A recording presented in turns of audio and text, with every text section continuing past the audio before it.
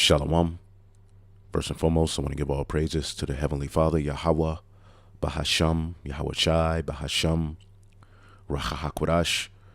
Double honors to the apostles, the elders at Great Millstone who rule well. Peace and salutations, as always, to the elect. And I wanted to go into Daniel, the 8th chapter, as you see the title. And ultimately, I was watching this video by the elder Apostle Tahar. The origins of the alphabet ABC comes from Hebrew and other topics. His channel, GMS, Declaring the End, subscribe, be edified. And this is a very edifying video that brothers and sisters should watch. You know, the term alphabet itself, all right, is rooted in the Hebrew alphabet, all right, as you have Aleph, Bat, alphabet, all right. It all goes back to the ancient Hebrew language, all right, and he goes into that in other things in this video, but at a particular point in this video, he spoke about someone asking him about Daniel, the 8th chapter, and he asked if a brother could go into it. So I pulled up some of my notes, and I decided, hell, why not go into it and fight these infirmities and overcome death, as I tell the brothers. So I'm going to get into Daniel, the 8th chapter, which is a prophetic book wherein there's a lot of history that you have to go into and know and understand. But hopefully we can get some edification and you brothers and sisters learn, because that's the purpose of us doing these videos. Now, when you read Daniel, the 8th chapter is dealing with the vision of the ram and the goat. And as we go into this, you'll understand who and what those represent. Now, this is Daniel, the 8th chapter, in the first verse. It says, in the 3rd year of the reign of Belshazzar, okay, which was a descendant of Nebuchadnezzar. All right, it calls him his son, but I believe it was like his great-grandson or something of that sort. I'm not 100% sure. I have to look it up, but I know Belshazzar came from the line of Nebuchadnezzar, all right, which those are titles as well, all right. You can just have one Nebuchadnezzar. There was a few, but they all succeeded one another. And at the end of the Babylonian Empire, you had Belshazzar, okay, which was ruling during the time of Daniel, the 5th chapter, where you have the writing on the wall, okay, where Daniel let them know their kingdom was getting ready to fall into the hands of the Persians and the Medes, okay, and you can read that history in Daniel, the 5th chapter, okay, and this is the Neo-Babylonian Empire. It's not Babylon the Great. Again, in the Holy Scriptures, you have Babel, which was started by Nimrod. You can get that history in Genesis 10 and 11. That's where you have the Tower of Babel. And then you have the Neo-Babylonian Empire, all right, which Daniel was within that captivity. And then in prophecy, you have Babylon the Great, which is America. All right, so this is during the time of the Neo-Babylonian Empire. At the end of it, in the 3rd year of the reign of Belshazzar, a vision appeared unto me, even unto me, Daniel, which is our forefather. All right, he's of the loins and lineage of David. He's of the king's lineage. When you go into prophecy, remember Isaiah told King Hezekiah, all right, that the sons which shall issue from him, all right, shall be taken away, and they shall be eunuchs in the palace of the king of Babylon, all right. And by eunuchs, it doesn't mean their rods were chopped off, but ultimately they were taken into captivity and used, all right, by the kings of Babylon, you know, to help them learn particular things about our culture and so forth, all right. And you can read about Daniel, Shadrach, Meshach, and Abednego, and so forth in the book of Daniel, okay. And they refused to eat the king's meat. All right, the lion's den, the three holy children. Those were all descendants of David through Hezekiah, which were in captivity in Babylon. Just a history point. So let's go back here in Daniel 8:1. In the 3rd year of the reign of King Belshazzar, a vision appeared unto me, even unto me Daniel, after that which appeared unto me at the first. All right, he received many visions. Daniel, the 7th chapter, is a vision. Okay. It says, and I saw in a vision, and it came to pass when I saw, I was at Shushan in the palace, which is in the province of Elam, and I saw a vision, and I was by the river of Eli. All right, and you can look that up on biblical maps. It was said of these waters were amazing, like to drink, when you read about these waters. But pretty much this is a vision, and he's in this particular region. All right, and verse 3 says, and I lifted up mine eyes and saw, and behold, there stood before the river a ram which had 2 horns, and the 2 horns were high, but one was higher than the other, and the higher came up last. This is speaking of the Medo-Persian Empire, all right, which took down the Babylonians. Okay, now in the vision prior, in Daniel the 7th chapter, okay, this particular kingdom is likened unto a bear. All right, this is Daniel 7:5, and I beheld another beast, and a second like unto a bear, and it raised itself up on one side, and it had 3 ribs in its mouth, which is Babylon, Lydia, Egypt, these different regions wherein they conquered. All right, and the higher side of this particular beast was the Persians. All right, the Medes ruled first. All right, but the Persians, all right, became the more voluptuous of the two. Okay, and they conquered. As you see here, it had 3 ribs in its between the teeth of it, and they said, thus arise and devour much flesh. All right, ultimately this is the Persians and the Medes, all right, which in Daniel the 5th chapter, okay, as Belshazzar and the Babylonians were having a feast, okay, they were at a party, and a particular writing came on the wall, and Daniel interpreted it. All right, and ultimately the interpretation was that the kingdom was going to be divided and given unto the Medes and the Persians. Okay, and that happened. Okay, the Babylonian Empire fell to the Medes and the Persians. Okay, so this is what this ram represents. Okay, and Daniel, the 8th chapter and the 3rd verse. Okay, and the horns being high represents power, wealth, authority. All right, and the Medes ruled first. All right, but the second became higher, which is through Cyrus.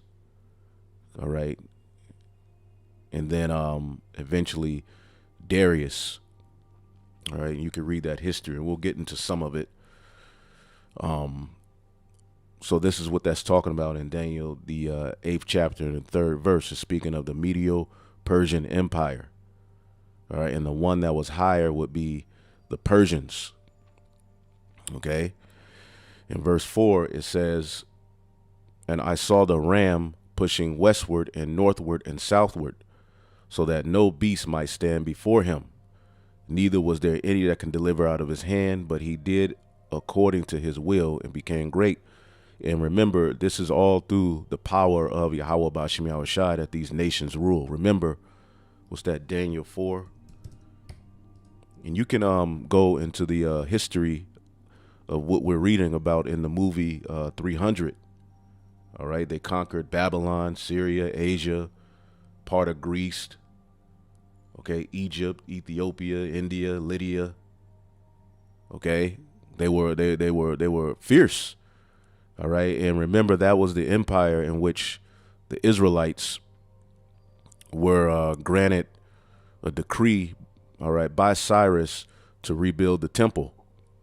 All right, this is Daniel 4:17.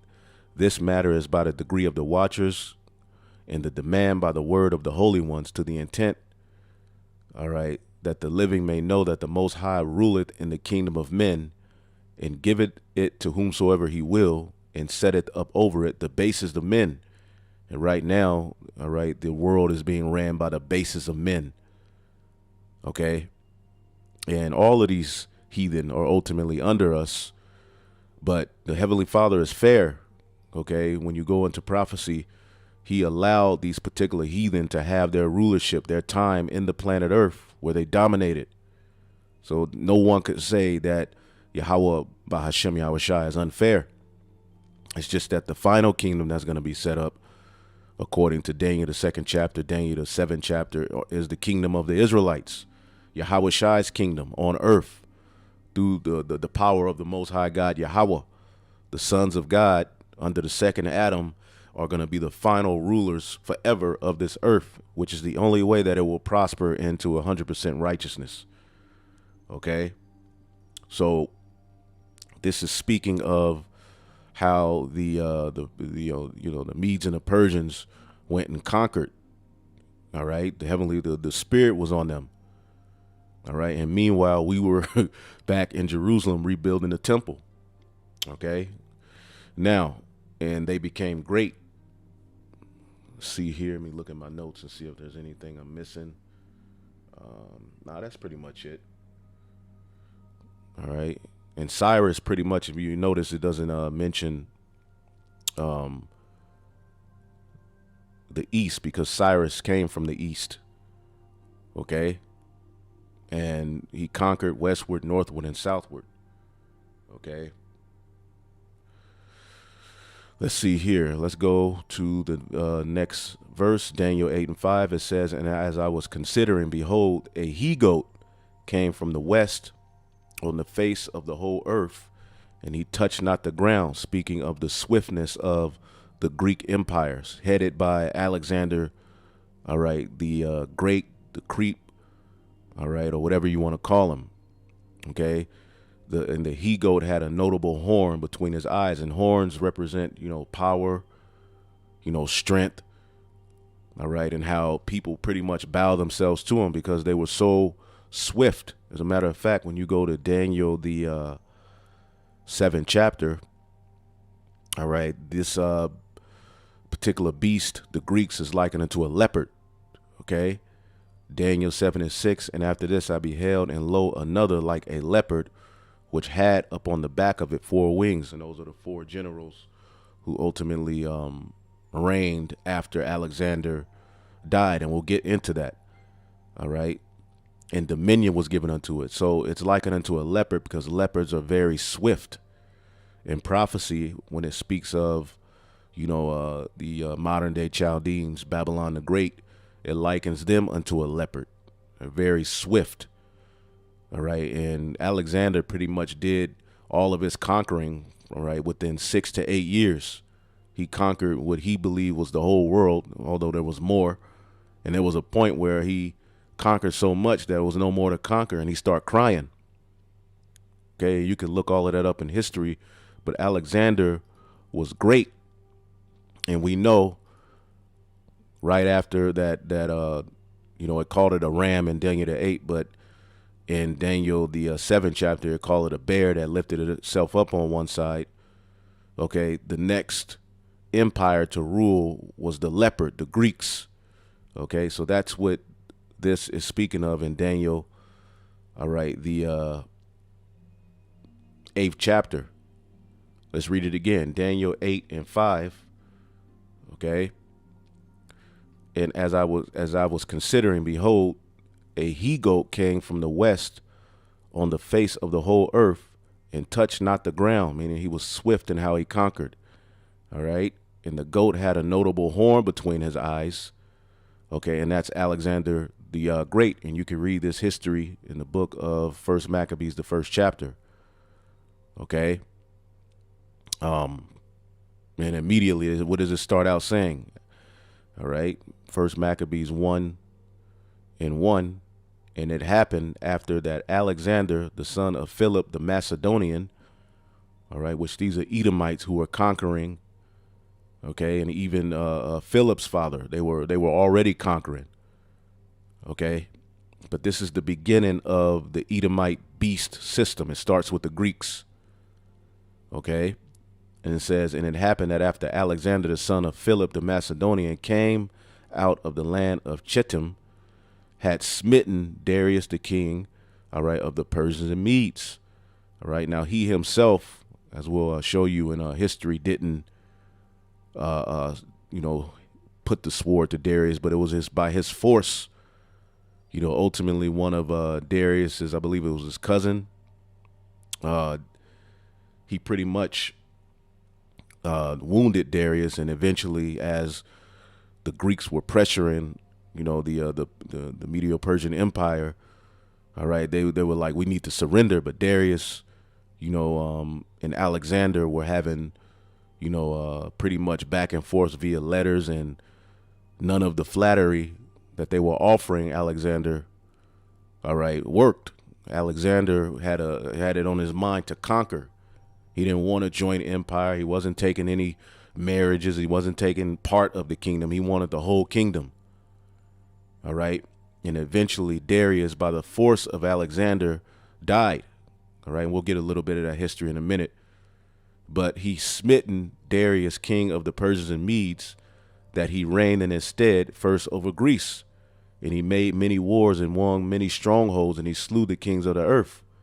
And he went through the ends of the earth and took spoils of many nations, inasmuch that the earth was quiet before him, whereupon he was exalted and his heart was lifted up. The pride of thine heart. This is an Edomite. Now, mind you, when Alexander came into power, okay, the Israelites, as we'll show you, he didn't put too much hell on them. All right. Pretty much they were like a vassal. He allowed the Jews. He was intrigued by the Jews. One of the high priests, according to the book of Josephus, showed him, all right, that he was written in prophecy. So he had respect for the Jews. OK, Judah, Benjamin and Levi. All right. Pretty much who were primarily in, you know, Jerusalem at that time. All right. He had a respect for him. He didn't put too much hell in him. And we're going to show you eventually through Antiochus that hell came. So it says he gathered a mighty strong host and ruled over countries, kings, and nations who became tributaries unto him. Okay. And eventually he died. So we'll go back to this. Let's go back to Daniel, the 8th chapter. Okay. So Alexander took down, okay, the Persians and the Medes. He got control of Babylon, Egypt, and he did this in about 6 to 8 years. So it was like, whoa, all right, the you know, the spirit was on him. Now remember, Esau is blessed with the sword. All right, so his ability to conquer wasn't by his own might, but it was through the inspiration and power of the Most High God, Yahawah, all right, that he had this power. Remember, Isaac, okay, blessed your ass with the sword. Okay, so you were given this sword for prophecy's sake. Okay, so as we go to verse 6, let's read 5 again. It says, and as I considered, behold, a he-goat came from the west of the face of the whole earth, and he touched not the ground. And the goat had a notable horn between his eyes. That's Alexander. And he came to the ram, which had 2 horns, the Medo-Persian Empire, all right, which I had seen standing before the river, all right, and they were great in power, okay. Darius pretty much was royal. He was majestic, all right, and he thought he was in good cause because pretty much there was rivers that separated Greece, all right, from his empire. It was some notable rivers that ultimately Darius like, they ain't gonna get through that. But there was a spirit on Alexander, and they got through the rivers and eventually came to his empire and took it. Okay, so he came to the ram, All right, the Medo-Persian Empire that had two horns, which I had seen standing before the river, and ran into him in the fullness of his power. All right, he ran into him, meaning the army of the Greeks, as we read. They had smitten Darius and his army. Okay, and they took many spoils. All right, so this is what that's talking about in Daniel the 8th chapter. All right, in the 6th verse. So he ran into him, meaning he pretty much got through those rivers and took down that empire, and it became under his dominion. Verse 7, and I saw him come close to the ram, and he was moved with choler against him. All right, and when you look up the word choler, it just means anger.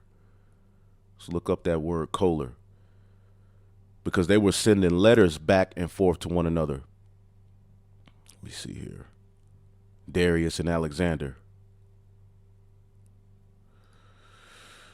Bitterness. You see that word marah. Anywhere you see that, all right, that's bitterness. Marar, to be bitter, to show bitterness, to be enraged. There was a spirit on Alexander, like, nah, we taking these niggas down. And I found, you know, some little bit of history. You can look it up. I'm not gonna go all into it, you know, just to get through the breakdown. But Alexander the Great's letter to the Persian king Darius. Okay, it says, a lot we know about Alexander the Great comes from the great Greek philosophers Plutarch and Arian. All right, both of them were born centuries after Alexander died. All right, and you can also get the history of Alexander from the Holy Scriptures. All right, and it's funny, everybody acknowledges Alexander as a real person who existed. All right, and he doesn't have as even close to as many manuscripts as the Old and New Testament. All of these people, you know, Yahawashi, the disciples were, you know, fake, mythical, you know, characters that were created. But Alexander, who has less manuscripts, is somehow a real person. But Yahawashi, the disciples, who as well by Roman philosophers and historians were stated to be real people, but for some reason now they're fake. Even in those particular councils, Nicaea and those councils, they never, you know, not once did they say Yahawashi was fake or he wasn't a real person. They were just discussing his divinity. But here in these times, people say that Yahawashi, who the world ignorantly calls Jesus Christ, was a fake individual and made up. Right, but those same people will say Alexander, okay, and a lot of the Roman emperors were real, which they can, some of those can be found in the scriptures. Anyway, it says, however, historians consider their work very reliable. All right, it says, keep in mind that let's go back to 333 BC when the Battle of Issus was fought, which is one of the you know, the Syrian, dealing with the Syrian wars, and we'll get into that, you know, where pretty much, you know, Alexander and his army with very little took down the Medo-Persian Empire. Okay, and I believe the first was called the Battle of Issus. Okay, it says, when the Battle of Issus was fought between the Macedonian king Alexander and the great in the Persian Emperor Darius III, both sides faced a massive number of casualties during the battle. All right, but the more casualties that were lost were on the side of the Persians. It says, but despite being outnumbered and facing tremendous resistance, Alexander, armed with the sword, spear, and adrenaline, pretty much the spirit of the Lord was upon him. Okay. Remember, even Cyrus, even the Medo-Persian Empire was set up by the Lord. Cyrus was called the Lord's anointed. Okay, he was anointed to allow us to rebuild the temple. Anyway, it says, pushed through the gaps and got really close to Darius. Alexander's fearlessness and confidence gave goosebumps to Darius, and he fled the battle. The Macedonian army chased their fleeing enemy until the sun went down. However, they failed to arrest Darius alive because it was Darius's, either his cousin or his he was the uncle. I forget the dude's name. Cassus, or I forget his name. I have it somewhere written. Bessus. Bessus. That, you know, when you go into history, it's a different accounts, but pretty much the force of the Greeks, you know, had, you know, Darius's men saying, look, let's submit to these people. And Darius was, you know, he was like, hell no, I'm not submitting. I'll offer him this, I'll offer him that. And they were sending letters back to one another, and the letters were, you know, made Alexander pissed. And eventually Bessus, who was related to Darius, had one of his men wound Darius, and eventually, as the Greeks kept conquering, they found him. So when you read in 1 Maccabees 1:1, all right, when it says Alexander had smitten Darius, it was just really his force. Okay, as they continued conquering and conquering, all right, pretty much the Persians and the Medes, they gave up. And Darius was being proud. He was like, hell no, I'm not, you know, submitting. But one of his own men pretty much put the sword to him, and when the Greeks found him, he was pretty much already dead. And you can look that up in history. But anyway, let's go back here.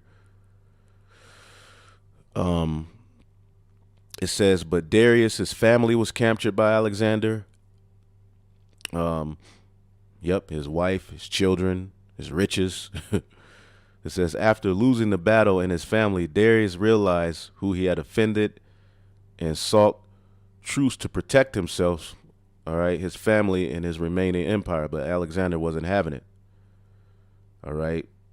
It says here, Darius wrote to Alexander first. He requested the release of his family and asked Alexander to be his ally and stop the war. All right, so you can read, you know, up on this, but pretty much Alexander wasn't having it. It was a spirit on him, as you can read here in Daniel, the 8th chapter and the 7th verse. He was moved with choler. Okay? He was like, hell nah. I want it all. All right, the brand new socks, drawers, everything. I want the whole kingdom. I'm not taking any part. I'm not taking any deal. So as they were sending letters back and forth, eventually the Greeks kept conquering, and Darius fled, and eventually one of his own men took him out. Daniel 8:7. And I saw him come close to the ram, the Medo-Persian Empire, which at this time Darius was the man.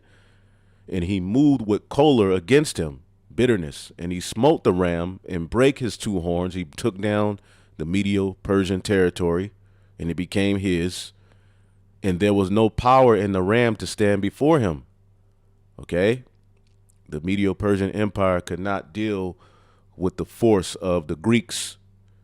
Okay, but he cast them down to the ground and stamped upon him. All right, meaning their military overcame them. Okay, and there was none that could deliver the ram out of his hand. Okay, none of the allies that Darius had. Okay, not one of them could pretty much help him. All right, and that happened in 3 battles. All right, the first one of them was at Issus. The other one was at the river Granicus, okay, and the third was at Gaugamela, all right, and these are known as the Syrian Wars, I believe, which you can read some of those as well in Daniel, the 11th chapter. It goes into some of that history, all right, and during these wars, all right, you know, Darius's mom, children, and riches that he had in Damascus and Syria were eventually confiscated and taken. And eventually he died. Okay? So, and you can look up that history with Bessus wounding Darius. As a matter of fact, see here. Let's see here.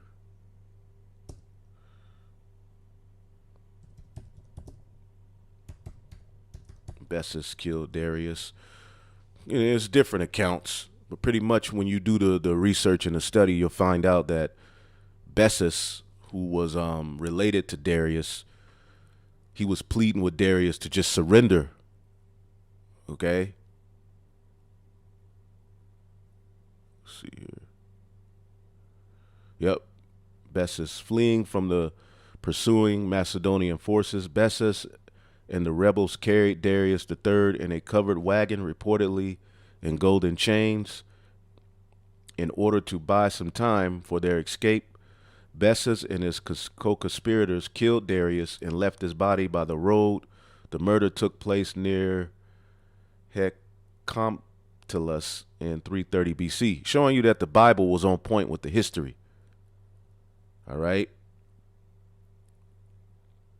Let's see. You can read more of that history, you know, but it was Bessus that really was responsible for Darius's death, and Bessus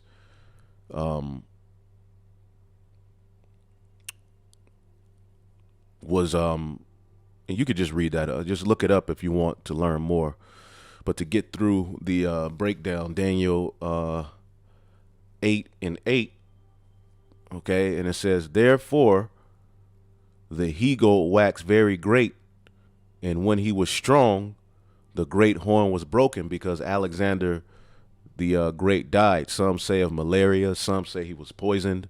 Now, malaria, which is a viral infection, was something that a lot of people around that time were dying of. Okay, but some people say Alexander was poisoned. Either way, according to prophecy, in the history, 1 Maccabees 1:5, and after these things, Alexander fell sick and perceived that he should die. Wherefore he called his servants, such as were honorable, and had been brought up with him from his youth, and he parted his kingdom among them while he was alive. So Alexander reigned 12 years and then died. So when he was at the height of his power, he eventually died. And he parted his kingdom while he was on his deathbed amongst, all right, his 4 generals, all right. And going back here, Daniel 8:8, therefore the he-goat waxed very great, Alexander, and when he was strong, the great horn was broken. He died. And for it came up 4 notable ones, all right, towards the 4 winds of heaven, all right. And this is the 4 generals that we always talk about. And you can look up the history of the Diadochi, okay, the Diadochi, which ultimately, in a nutshell, Lysimaeus, okay, Cassander. Now, Lysimaeus, he pretty much took Asia. Cassander took Macedonia, you know, Greece. Ptolemy, we know he took Egypt, and Seleucus took Asia. All right, but there was another name, Antigonus, all right, who was first ruling over Macedonia in the Greece area, but I believe Seleucid, along with one of the other generals, helped take him down. And these Edomites were divided. They didn't never agree. They had wars amongst themselves. Okay, so you can look up the history of the Diadochi, okay, or the Diadochi, which ultimately are the successors after Alexander's death. All right, if you want to learn more about that, you can look that up. Okay, and that's the 4 horns that ruled after Alexander's death. And it talks about this also in Daniel, the 7th chapter. Okay, Daniel 7:6. And after this I beheld, and lo, another like a leopard, which had upon the back of it 4 wings of a fowl. The beast also had 4 heads, and dominion was given unto it. And this is speaking of the Greeks, which was headed by Alexander the Great. All right, when he died, his 4 generals took root. All right, and what happened? As a matter of fact, let's go to 1 Maccabees chapter 1:7. So Alexander reigned 12 years and died, and his servants bear rule, everyone in his place. And after his death, they all put crowns upon themselves. They all wanted to be the king. That we would fight one another. So did their sons after them many years, and evils were multiplied in the earth. And evils were multiplied in the earth. Okay.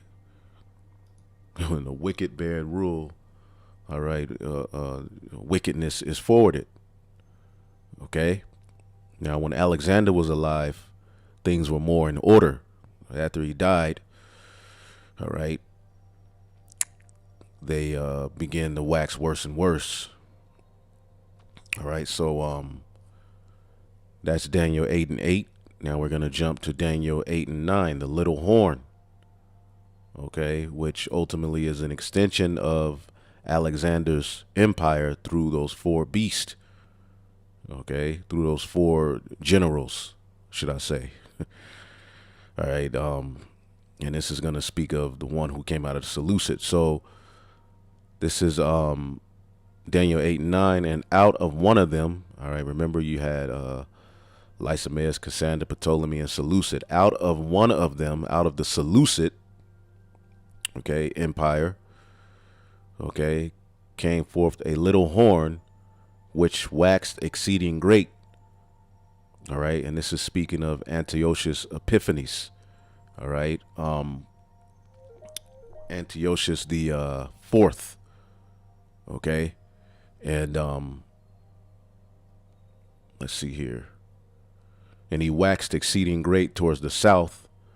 All right, and that's pretty much Egypt, all right, south of Syria. All right, he even fought against Ptolemy. All right, he besieged, all right, Alexandria. All right, but Rome sent aid pretty much, and he was stopped of that campaign. All right, and then he went east, you know, Armenia, you know, Persia, Mede, all right, and the countries beyond the Euphrates. All right, and he pretty much took them down and made them tributaries. I think you can see that in First Maccabees chapter 3 and 31. Gives you a little bit of that history. Okay. First Maccabees 3 and 31. Wherefore, being greatly perplexed in his mind, because ultimately he was stopped of that campaign in Egypt. All right, he determined to go into Persia, there to take the tributes of the countries and to gather much money. All right.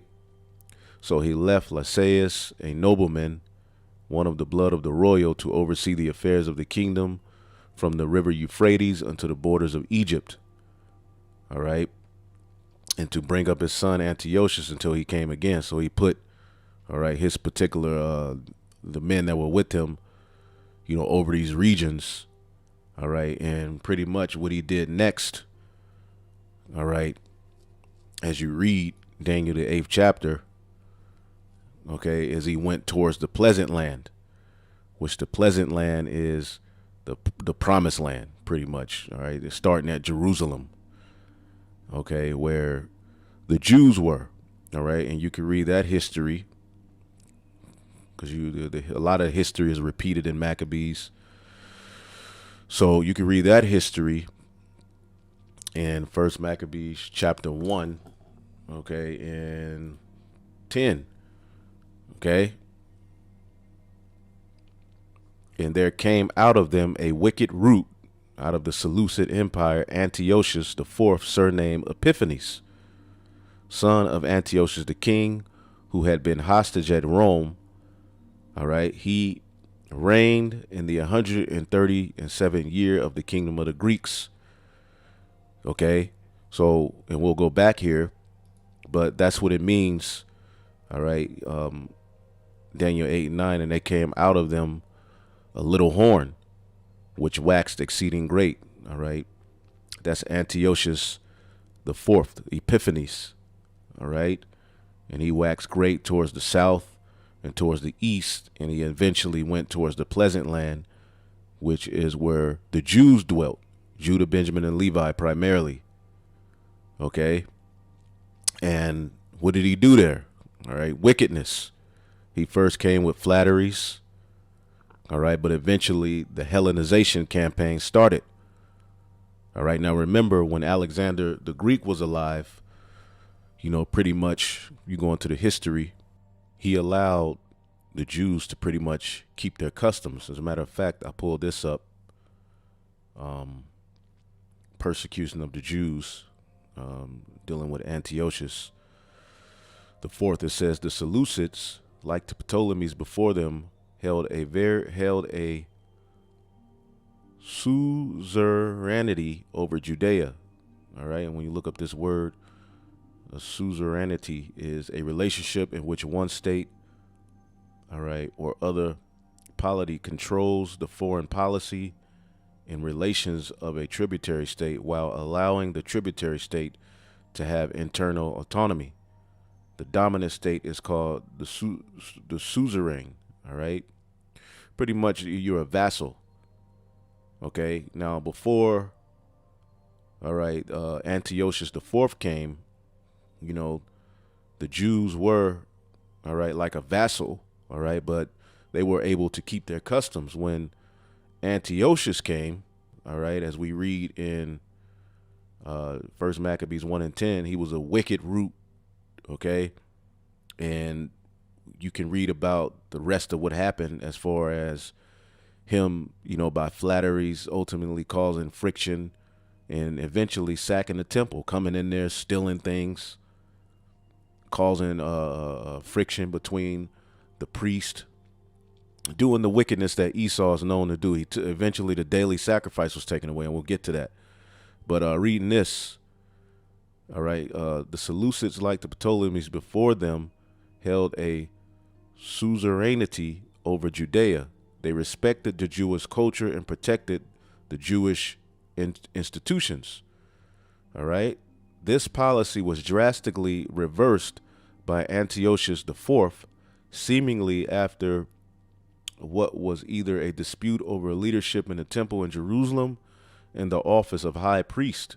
All right. Because you had a high priest at the time by the name of Onias, all right, which you can read the history of him in, you know, the first and second Maccabees, who wasn't down with the Hellenization, but he had a relationship, you know, with some of the Seleucid Empire, which eventually became to his detriment. And eventually his brother, Jason, was set up, okay? And he allowed and did wickedness, man. Okay, it said this triggered a revolt against the rule, the Maccabean revolt. All right, and that's where you can read about that in the book of Maccabees. And the thing is, you have Christians saying that the Apocrypha is null and void. Well, where do you read about the history, all right, of, all right, we're reading about this history, but where can you read, where can you expound upon this history? Where can you expound upon, okay, the leopard? Because remember, these four beasts that we're reading about, according to the book of Zechariah, the first chapter, are responsible for what? This is Zechariah 1 and 18. Then lifted up mine eyes and saw, and behold, 4 horns. And I said unto the angel that talked with me, what be these? And he answered me, these are the horns which have scattered Judah, Israel, and Jerusalem. Okay. So if these horns, all right, which these are the same 4 horns or the 4 beasts that Daniel expounds upon in his vision, where do we get the history? Because you can go into the Bible and find the history of the Israelites amongst these various beasts. Okay. Where do you expound upon, all right, this beast, the third beast that's likened to a leopard, which is the Greeks? You expound upon that by going into the book of Maccabees. You see? Which is a part of the Holy Scriptures. It's the history. You can go into secular history and you can go into the actual Bible in the book of Maccabees and read about what happened with the Israelites as they were in the Greek captivity. They were Hellenized, which is a big part of why they eventually became uncircumcised, became called Gentiles, a lot of them. All right, but you had a remnant of them which resisted, okay, the Hellenization. And that's what's called the Maccabean Revolt, which eventually would lead into other histories, all right, Hasmonean dynasty and so forth. All right, which is why you had those of the circumcision on the scene, all right, at the time Yahawashi came, because they were ultimately offsprings of these who resisted and kept to the customs. Okay? So this is where you get Hellenization. All right? The Antiochene crisis of the Jews. These decrees were a departure from typical Seleucid practice, which did not attempt to suppress local religions in their empire. So before Antiochus Epiphanes came on the scene, all right, you know, the Seleucid, all right, although they had power over Judea, okay, they allowed the Jews to keep their religion. They allowed the Jews to keep, you know, their customs. All right, but as we're reading here, Daniel 8 and 9, this horn that waxed exceeding great, Antiochus, verse 10, it says, and it waxed great even to the host of heaven. All right, and it cast down some of the host and of the stars to the ground and stamped upon them. All right, and we can get that history, all right, in First Maccabees. All right, and eventually you had Israelites selling out, wicked men who said, basically, let us make a covenant with the heathen. All right, because things were getting hard. All right, if they saw you playing particular games that brought you back to your culture, if they saw you circumcising your children, pretty much you were getting rolled on. All right, so there was particular men that were like, look, we got to sell out. We got to, you know, pretty much let's give ourselves over to their custom so we can live. But then you had others, you know, the Maccabean and those who joined themselves into them that were like, hell no. All right. So this device pleased them well. Okay, and certain of the people were so forward herein, where they went to the king, who gave them license to do after the ordinances of the heathen, wherein they built a place of exercise at Jerusalem according to the customs of the heathen, and made themselves uncircumcised. They were still Jews, but they became uncircumcised. All right, which is a big part of why in the New Testament you had Israelites being called the uncircumcision or heathen, because they forsook the holy covenant and joined themselves to the heathen and were sold to do mischief. Okay? So now when the kingdom was established before Antiochus, he thought to reign over Egypt, that he might have dominion over two realms. So we read the history of how he set up particular of his family members and, you know, particular men that were aligned to him, you know, and set them over these regions. But he went to the pleasant land, Jerusalem, to do this wickedness. Okay? So as you keep going down, verse 20, and after that Antiochus had smitten Egypt, he returned again, all right, in the 443rd year, and went up against Israel and Jerusalem with a great multitude.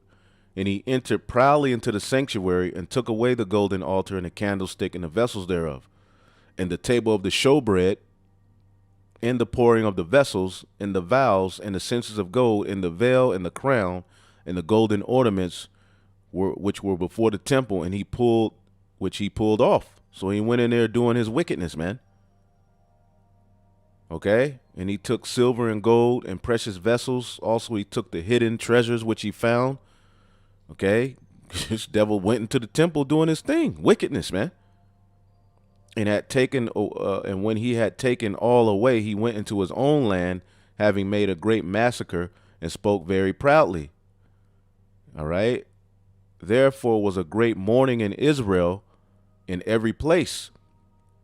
All right. So Jake was all messed up over what happened, man. Okay. And he eventually came back. Okay, and after 2 years of Jake was mourning and trying to get themselves together, after 2 years fully expired, the king sent his chief collector, of tribute into the cities of Judah, who came into Jerusalem with a great multitude. And they spoke peaceable words unto them, but all was deceit. And when they had given him credence, he fell suddenly upon the city and smote it very sore and destroyed much people of Israel. All right. And he took spoils. He did his wickedness, man. And you can read about that history. He shed innocent blood. He defiled the sanctuary, and eventually the daily sacrifice was taken away. Okay. In verse 43, yea, many Israelites consented to his religion and sacrificed unto idols and profaned the Sabbath. For the king has sent letters by messengers unto Jerusalem and to the cities of Judah, that they should follow the strange laws of the land, and to forbid burnt offerings and sacrifice and drink offerings in the temple, that they should profane the Sabbath and festival days. So that's what this is talking about. All right. In Daniel, okay, the 8th chapter and the 10th verse. All right. He waxed great even to the host of heaven. All right. Meaning you're in your rulership. All right. When it says you reach to the heavens, meaning your rulership is great. Okay. But Esau's, even he's in the heavens. All right. But he's going to be cast down. All right. And it cast down some of the host and the stars, which are the Israelites. All right. The priesthood, to the ground, and stamped upon them. All right. And he magnified himself even to the prince of the host. All right. He eventually got to the high priest. Okay. In which, Onias was high priest at a particular point. All right. But with the wickedness of the Greeks, he was eventually put to death, and a sellout, all right, Onias' brother by the name of Jason, set up. Okay. And we know the high priest, all right, and the temple is our connection, all right, to the Most High God, Yahawah. Okay. So as you read here, yeah, he magnified himself even to the prince of hosts, and by him the daily sacrifice was taken away. All right. Remember, we had a morning and an evening sacrifice. All right. And the place of his sanctuary was cast down. Okay. And that's what they did. They sacked the temple. All right. They started offering, First Maccabees 1:47, set up altars. All right. Verse 46. Verse 45, and forbid burnt offerings and sacrifice and drink offerings in the temple, that they should profane the Sabbaths and festival days, and pollute the sanctuary and holy people, set up altars and groves and chapels of idols, and sacrifice swine's flesh. All right, because they knew the sacrifice was our connection to the Most High. So what they did was sacrificed swine's flesh, an unclean beast, knowing those things were not permitted, all right, by the Most High God, Yahawah. Okay. So they started doing wickedness, and the Greeks loved that swine. And you can see that same influence here today. All right. They got you niggas on the commercials, promoting McRibs. Okay. Swines everywhere. Okay. And that they should also leave their children uncircumcised and make their souls abominable with all manner of uncleanness and profanation. So to the end, they might forget the law and change the ordinances. And that's what happened. That's why in the New Testament, all right, you read about these uncircumcision, because eventually these children raised their children in this manner. Okay. And their children raised their children in this manner. Okay. And you had a whole host of the seed of Israel, of Judah, Benjamin, and Levi primarily. All right. Who eventually went into the Roman captivity. Okay, uncircumcised, weren't following the customs. All right, so this should help you to understand why in the New Testament you see Israelites called heathen, because the whole book tracks the chosen seed. Okay, just because at one point they were called heathen and Gentiles and uncircumcision, all right, doesn't mean it's talking about heathen or actual other nations. No, this is what happened. And it started with Antiochus the fourth, Epiphanes. he took away the daily sacrifice. Okay? So let's keep going here. Verse 12. And an host was given him against the daily sacrifice by reason of transgression. All right? And a lot of Jews pretty much helped Antiochus out of fear. They sold out. All right? And pretty much, helped him to do the wickedness he was doing. All right? And it cast down the truth to the ground, and it practiced and prospered. All right? And it's speaking of Antiochus and the Greeks at that time. All right? Ultimately doing what they will. All right? Having power. All right? Which, who ordained them? All right? The Most High. This is prophecy. Okay? It sounds harsh, but this is what the Most High ordained through the Holy Spirit. Okay, and at that time, pretty much, if you were found practicing the customs of Israel, the law, statutes, and commandments, or if they found, verse 57, as a matter of fact, I'll start at,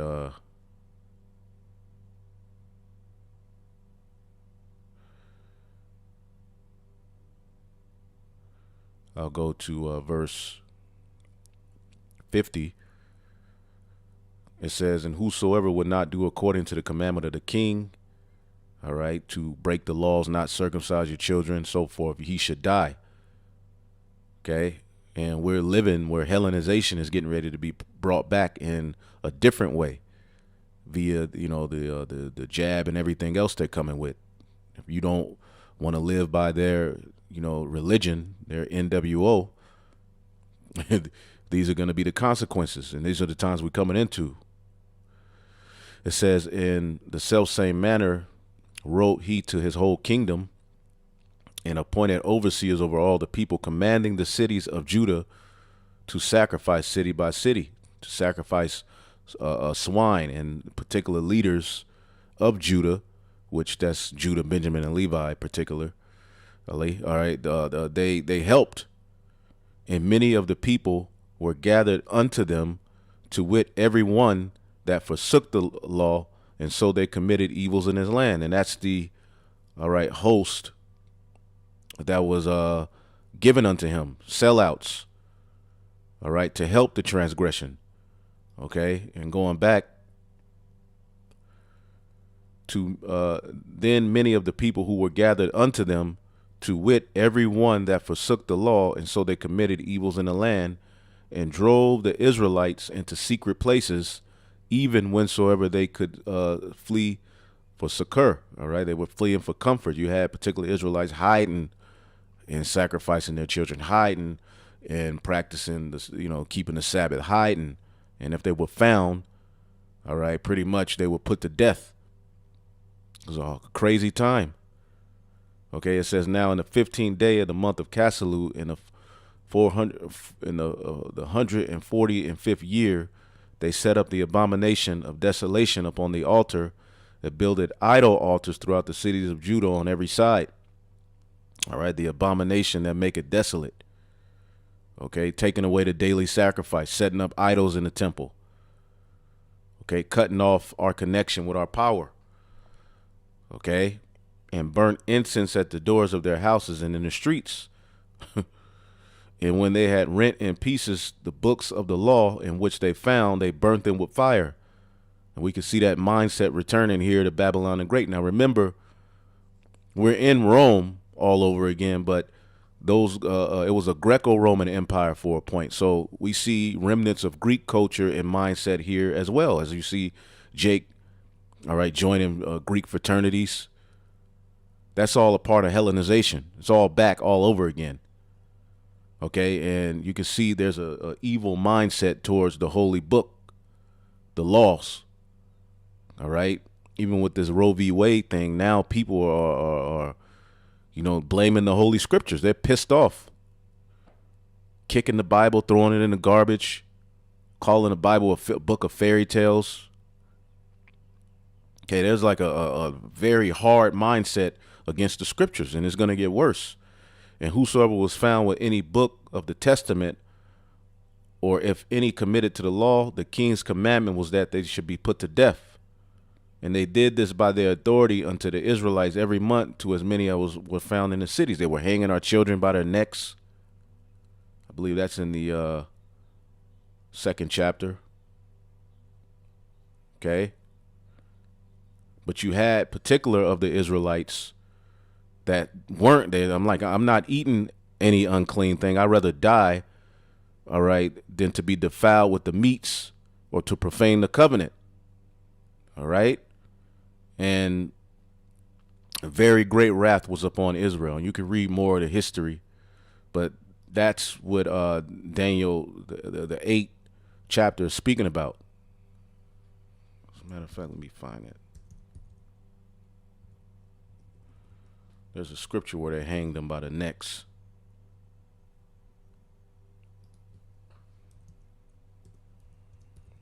Showing you that these are the Edomites. 1 Maccabees 1:61. And they hanged the infants about the necks and rifled their houses and slew them that had circumcised them. All right. So the hanging by the neck, right? The Greeks did that back then. And we know that was a big thing for Esau, Edom, all right, in this captivity. Okay. So going back to Daniel, the 8th chapter, let's read 12 again. And an host was given him against the daily sacrifice by reason of transgression, and it cast down the truth of to the ground and practiced and prospered. Okay, and I believe Antiochus set up a image or an idol of Jupiter in the temple. Okay, which was, oh my goodness, forbidden. All right, and see, when they're coming at our people, which now is a spiritual temple, and when they're coming at our people with all of these idols and all of this wickedness, that's what they're seeking to do, to cut us off from our power. But the water Yahawah for a remnant, which is likened unto, you know, the true spiritual temple, you know, where there's a connection that can't be cut off. Okay. Now, verse 13 says, then I heard one saint speaking, and another saint said unto that certain saint which spake. Basically, you know, as he's seeing his vision, he sees two angels speaking to one another. All right. And the question was asked, how long shall the vision concerning, all right, shall be the vision concerning the daily sacrifice and the transgression of desolation, to give both the sanctuary and the host be trodden underfoot? How long is, all right, these devils pretty much gonna, you know, from the time that they cut off the daily sacrifice, all right, how long would they be allowed to do this? Because remember, it tells you the time frame of when it started, when they set up the abomination that make it desolate. 1 Maccabees 1:54. Now the 15th day of the month of Casalu, all right, in the 145th year, they set up the abomination of desolation upon the altar, okay, which some say is a idol to Jupiter, which is one of the gods they worship. All right, remember Alexander the Great called himself the son of Jupiter. All right, and we'll get to that in just a minute, but pretty much the angel answered, it's going to end, Daniel 8:14, and he said unto me, unto 2,300 days, then shall the sanctuary be cleansed. All right, which is 2,300 days, which when you add that up, that's about 6 years and 3 months. That's how long, all right, that evil and wickedness will be going on. All right, until the temple was eventually cleansed. All right, in 1 Maccabees, the 4th chapter, via Judas the Maccabees, and those who didn't bow and fought. Okay. This is I mean, you could read this whole chapter, but as you can see, they cleansed the sanctuary and bear out the defiled stones. Okay. They cleansed the temple. Okay. under Judas Maccabees. They made new holy vessels. And when did this happen? All right, in 1 Maccabees 4:52. Now on the 5 and 20th day in the 9th month, which is called the month of Caselu, in the 140th and 8th year, they rose up betimes in the morning and offered sacrifice according to the law upon the new altar of the burnt offering which they have made. So the temple was cleansed, all right, and it was exactly, all right, in 2,000, all right, in 300 days, all right, which when you look that up, 2,300 days equals 6 years, all right, and 3 months. And that's the time frame when you look up from when it started, okay, in 1 Maccabees 1:54, and when it ended in 1 Maccabees 4:52. All right, and ironically, you know, they built they fortified it. Okay, and this is where you get the holy day Hanukkah. Okay, so it says, and they offered sacrifice according to the law upon the new altar upon burnt offerings which they had made. Look at what time, what day the heathen had profaned it. At the same time they had profaned it is the same time, you know, 6 years and 3 months later, all right, where they cleaned it. Even that it was dedicated with songs and cisterns and harps and cymbals. And the people fell upon their faces, worshiping and praising the God of heaven who had given them good success. And so they kept the dedication of the altar 8 days. This is why the Feast of Hanukkah, all right, last 8 days, and offered burnt offerings with gladness and sacrifice, the sacrifice of deliverance and praise. All right, but it's interesting that when you get to the bottom of this,